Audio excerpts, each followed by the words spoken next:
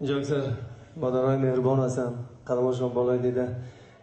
وقتی که طفل میخواهد که به دنیا بیاید، پیش خداوند میرود، زارا میکند بیاید. سلامت باشد.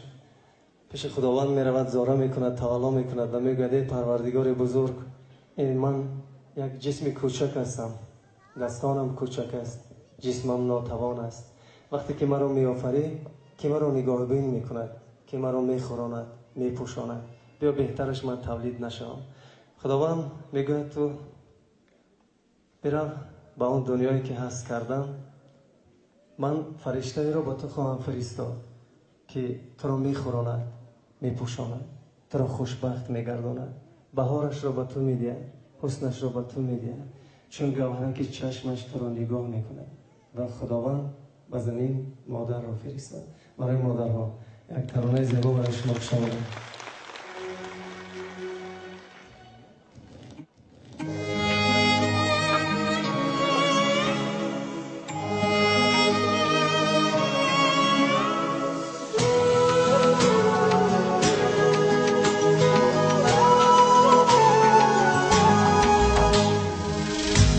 ای بهار، ای رنگ و بوی زندگی، مادر ای شیرین ترین رویای من، چشمهای خانه مهر خداست، مهربانم خوبی بی همتای من، چشمای خانه مهر خداست، مهربانم خوبی بی همتای من، خوبی خوبم مادری من، نازنینم مادری من، از تمامی بهترین ها بهترینم،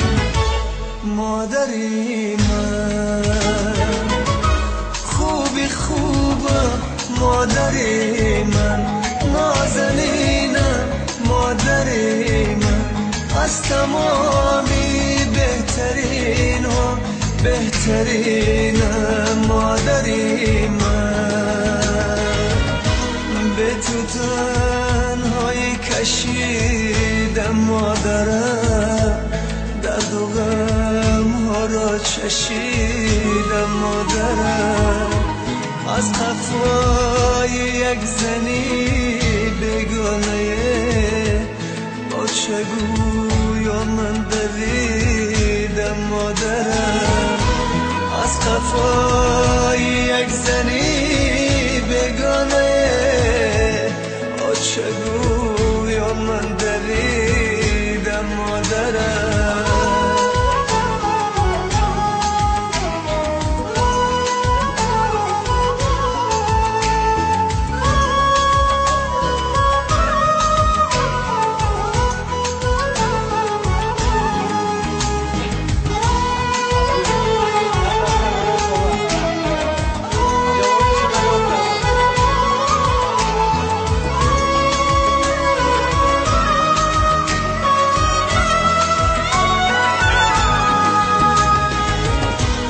ای ندیده شادی های زندگی، سوختی عمر برای زندگی، بحری بختی ده عزیزت مادرم، سر نهاده پیشی پای زندگی، بحری بختی ده عزیزت مادرم، سر نهاده پیشی پای زندگی، خوبی خوبم مادری من، نازنینم مادری من، از تمامی بهترین ها بهترینم، مادری من، خوبی